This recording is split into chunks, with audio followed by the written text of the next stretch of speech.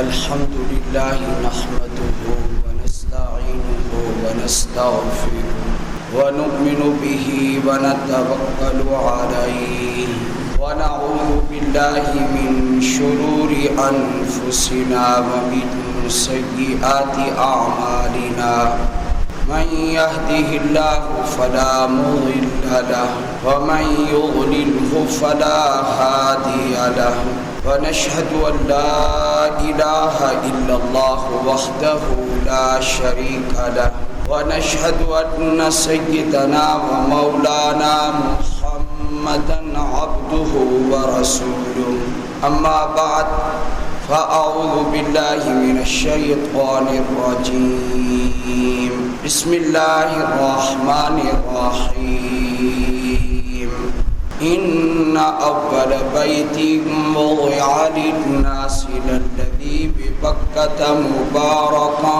وهدى للعالمين فيه آيات بينات مقام إبراهيم ومن دخله كان آمنا ولله على الناس حج البيت من استطاع إليه سبيلا ومن كفر فإن الله غني عن العالمين قال النبي صلى الله عليه وسلم والله إنك لخير أرض الله أو كما قال صدق الله العظيم وصدق رسوله النبي الكريم اللهم صل على محمد وعلى آل محمد كما صليت على إبراهيم وعلى آل إبراهيم إنك حميد مجيد اللهم بارك على محمد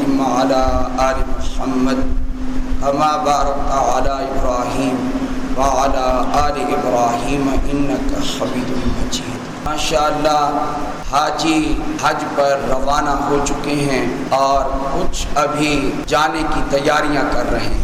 مکہ المکرمہ اور مدینہ طیبہ یہ ایسے دو شہر ہیں کہ ان کا مقابلہ دنیا کا کوئی خطہ نہیں کر سکتا۔ اللہ نے ایسی فضیلت بخشی ہے، ایسی جاذبیت اللہ نے عطا فرمائی ہے، ایسی کشش رکھی ہے کہ آدمی کو خود بھی پتہ نہیں چلتا۔ کہتا ہے کہ یہ سڑکیں تو اور جگہ بھی ہیں، یہ پتھر یہ پہاڑ تو اور جگہ بھی ہیں، پتہ نہیں کیا وجہ ہے کہ ادھر دل زیادہ کھینچتا ہے، باقی جگہوں کی طرف دل متوجہ نہیں ہوتا۔ اس کی پتہ نہیں کیا وجہ ہے، تو اس کی وجہ یہی ہے یہ جاذبیت، یہ کشش اور یہ توجہ اللہ نے جو متوجہ کیا ہے لوگوں کو، یہ صرف اور صرف اللہ تعالی نے اس خطے کی محبوبیت ہی ایسے بنائی ہے کہ چاہے ظاہری وہاں پر آپ کو دنیا کی چیزیں جو اور شہروں میں ہیں وہ نظر نہ بھی آئیں، لیکن آپ کے دل کو جو سکون وہاں پہنچے گا وہ کسی اور جگہ میں نہیں پہنچ سکتا۔ یہ اللہ تعالیٰ نے ان دو شہروں کو ایسا بنایا ہے۔ تو قرآن کریم میں اللہ تعالیٰ نے اپنے اس بیت کا ذکر کیا ہے، اپنے اس اول بیت اور اول گھر کا ذکر کیا ہے۔ چنانچہ پارہ نمبر 4 کے پہلے رکوع میں سورہ آل عمران میں اللہ تعالیٰ نے فرمایا ان اول بیت، سب سے پہلا گھر۔ اللہ اکبر، یہ عنوان ہی ایسا ہے پیارا، یہ اس کی اولیت بنا کے اعتبار سے بھی ہے اور اولیت اس کی فضیلت کے اعتبار سے بھی ہے۔ یہ فضیلت کے اعتبار سے بھی پہلے نمبر پر ہے اور تعمیر اور عمارت کے اعتبار سے بھی یہ پہلے نمبر پر ہے۔ یہ شہر اللہ نے مسلمانوں کو عطا فرمایا ہے۔ ایک تیسرا شہر ہے، وہ خبیث کہہ رہے ہیں کہ ہمیں دے دو، یہودی کہہ رہے ہیں بیت المقدس ہمیں دے دو۔ نہیں، مکہ بھی مسلمانوں کا ہے اور مدینہ بھی مسلمانوں کا ہے اور فلسطین اور بیت المقدس بھی مسلمانوں کا ہے، یہ کسی کو نہیں ملے گا انشاءاللہ۔ اب ہمیں امید بھی ہو گئی ہے کہ مسلمان ہر قسم کی تیاری کے لیے تیار ہے۔ پاکستان کے مسلمانوں نے وہ کام کیا ہے، یہ جو اسرائیلی کمپنیاں ہیں ان کو گھٹنے ٹیکنے پر مجبور کر دیا ہے۔ نامرادو، ہمارے پیسوں سے اسلحہ امریکہ سے خرید کر ہمارے بھائیوں پہ تم حملے کیا کرتے ہو، اس لیے مسلمانوں نے جو اس مرتبہ بائیکاٹ کیا ہے، کر کمال کیا ہے، الحمدللہ ان کو ہر موقع پہ ایسا ہی کرنا چاہیے۔ یہ کس سے کماتے ہیں؟ مسلمانوں سے کماتے ہیں، مسلمانوں پہ حملے کرتے ہیں، ورنہ ان کی معیشت اگر یہ مسلمانوں سے پیسہ وصول ان کو نہ ہو، یہ ان کی کمر ٹوٹ جائے اور ان کو یہ تارے نظر آنے لگے دن کو۔ یہ دو شہر اور تیسرا شہر، ان کی ایک اور بڑی فضیلت ہے، اللہ اکبر کبیرہ۔ 40 دن دجال پوری دنیا پہ گھومے گا اور ایک دن پہلا وہ اس کا اتنا لمبا ہوگا، حدیث پاک میں آتا ہے 1 سال کے برابر ایک دن ہو، پھر دوسرے دن چھوٹے چھوٹے ہوتے جائیں گے، 1 مہینے کا دن، پھر 1 ہفتے کا دن، پھر معمول کے مطابق اس کے دن۔ لیکن اللہ کے نبی نے فرمایا صلی اللہ علیہ وآلہ وسلم، یہ مکہ میں بھی داخل نہیں ہو سکے گا اور مدینہ میں بھی داخل نہیں ہو سکے گا۔ اور امام قرطبی نے فرمایا ایک اور حدیث میں ہے، اللہ کے نبی نے فرمایا یہ اقصا میں بھی داخل نہیں ہو سکے گا، فرشتوں کا پہرا ہوگا۔ یہ اس لیے آپ حضرات مدینۃ الاولیاء میں ہیں، ملتان میں ہیں، یہ بھی بابرکت اچھا شہر ہے، لیکن میں کیا کروں، میں مجبور ہوں۔ مدینۃ الاولیاء چاہے بزرگوں کا شہر ہے، اس کو آپ جتنا بھی اونچا کہہ لیں، لیکن مدینۃ الرسول کا مقابلہ نہیں کر سکتا ہے۔ اس لیے یہاں شیخ بہاؤالدین زکریا رحمت اللہ علیہ تو موجود ہیں، یہاں شاہ رکن عالم رحمت اللہ علیہ اللہ کے ولی تو موجود ہیں، یہاں شیخ صدر الدین رحمت اللہ علیہ موجود ہیں، یہاں حافظ جمال رحمت اللہ علیہ موجود ہیں، سید عطا اللہ شاہ بخاری موجود ہیں، لیکن یہاں میرا نبی موجود نہیں ہے۔ میرا نبی کہاں موجود ہے؟ وہ مدینے میں موجود ہے۔ جہاں میرا نبی ہوگا اس جگہ کا تو کوئی مقابلہ کر ہی نہیں سکتا۔ میرے بھائیوں، آپ کہیں کہ یہاں تو بڑے ولی موجود ہیں، تو میں کہوں گا رسول اللہ کے ساتھ جو 2 سونے والے ہیں وہ تمام ولیوں سے بہتر ہیں۔ 2 سونے والے کون ہیں جو آرام فرما ہیں؟ حضرت ابوبکر صدیق، حضرت عمر فاروق رضی اللہ تعالیٰ عنہما، جن کی محبت میں ہمارا دل تڑپتا ہے اور ہمارے دل میں ان کی محبت موجزن رہتی ہے۔ ابو بکر و عمر یہ ہمارے قرتین ہیں، یہ ہماری آنکھیں ہیں۔ میں آپ کو ایک عجیب بات بتاؤں، فرمایا ابو بکر و عمر آ رہے تھے رضی اللہ تعالیٰ عنہما، آپ نے ان کو دیکھ کر فرمایا اے میرے صحابہ، یہ دو یہ کیا ہیں؟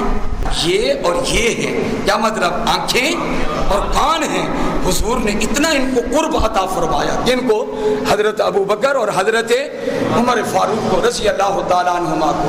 اس لیے وہ خطے بڑے بابرکت ہیں جہاں تمام ولیوں کے ولی موجود ہیں، ابو بکر موجود ہیں، عمر موجود ہیں، اور بقیع میں چلے جاؤ تو حضرت عثمان موجود ہیں، بقیع میں چلے جاؤ ابو سعید خدری موجود ہیں، باقی صحابہ موجود ہیں، اور بقیع میں چلے جاؤ تو میری اور آپ کی روحانی ماں موجود ہے، جس کا نام عائشہ الصدیقہ ہے، جس کے دوپٹے پہ ساری دنیا قربان، جس کے آنچل پہ ساری دنیا قربان، جس کے پردے پہ ساری دنیا قربان، جس کی نالین پر ساری عورتوں کی عفت قربان۔ اتنی عظیم ماں ہے ہماری صدیق کی بیٹی صدیقہ اور نبی کی حبیبہ، اللہ اکبر کبیرہ۔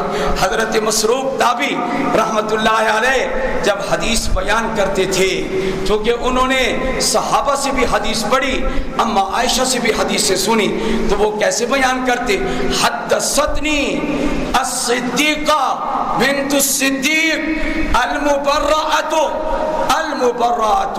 من فوق 7 سماوات حبیبۃ حبیب اللہ۔ فرمایا مجھے حدیث کس نے بیان کی؟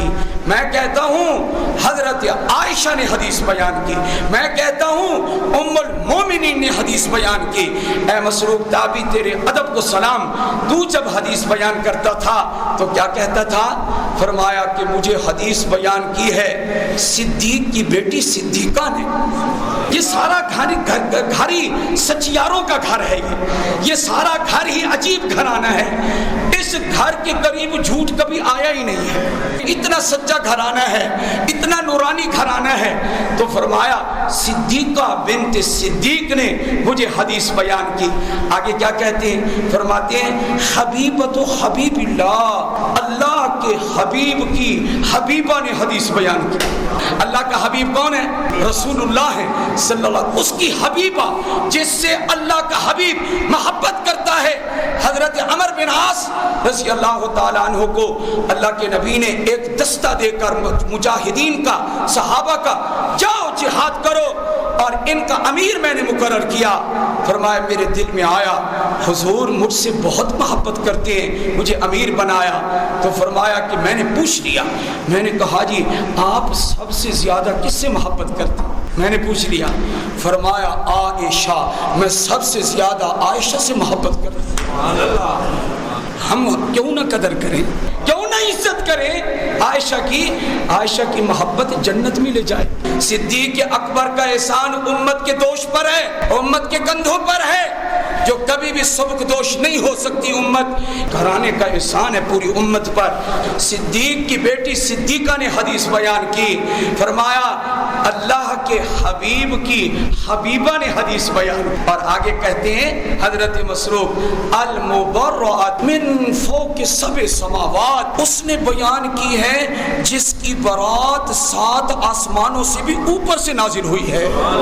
کوئی معمولی ماں نہیں ہے، یہ وہ ماں ہے جس کو رب نے ماں کہا ہے، یہ ایمان والوں کی ماں ہے۔ میں عرض کر رہا ہوں کہ بیت اللہ کتنا عظیم ہے، حاجی جا رہے ہیں تو درمیان میں صحابہ کی باتیں آ گئی رضی اللہ تعالیٰ عنہ، اس لیے کہ عربی کا ایک مقولہ ہے من احب شیئا اکثر ذکرہ، جو کسی سے زیادہ محبت کرتا ہے نا تو اس کا ذکر خود بخود ہی زبان پہ جاری ہو جاتا ہے۔ اے صدیق تیری کشش ہی ایسی ہے، تیری جاذبیت ہی ایسی ہے، تو امام الاولیاء ہے، تو راس المتقین ہے، تو سید الاتقیاء ہے، تو پیغمبر کا خلیفہ بلا فصل ہے، تیرے گھرانے کی نوکری سعادت ہے۔ یہ تو ہمیں نوکر رکھ لے تو ہماری خوش قسمتی، یہ تو اتنے عظیم ہیں صدیق اکبر رضی اللہ تعالی عنہ۔ تو میں بات کر رہا تھا، اللہ نے کہا پہلا گھر جو لوگوں کے لیے بطور معبد کے، عبادت کے بنایا گیا، وہ گھر کہاں ہے؟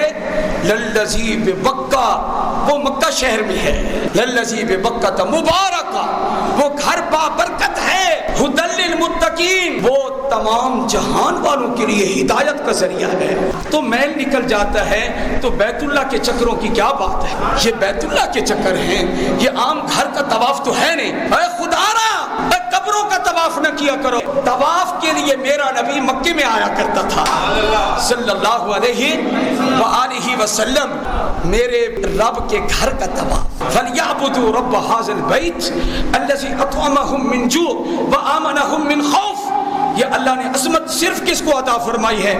مکہ المکرمہ، بیت اللہ کو۔ میرے بھائیو، مسجد بیت اللہ، ہر مسجد اس کا احترام کریں۔ آج میں پورے محلے والوں سے ایک بات کہنا چاہتا ہوں، جو محلے کے لوگ بیٹھے ہیں، فقہاء نے لکھا ہے، علماء نے لکھا ہے، مسجد کے جتنے اخراجات، امام کی تنخواہ، خادم کی تنخواہ، مؤذن کی تنخواہ، بجلی کا بل، سوئی گیس کا بل، واسا کا بل، اس کے تمام اخراجات اس محلے کے رہنے والوں پر واجب ہیں۔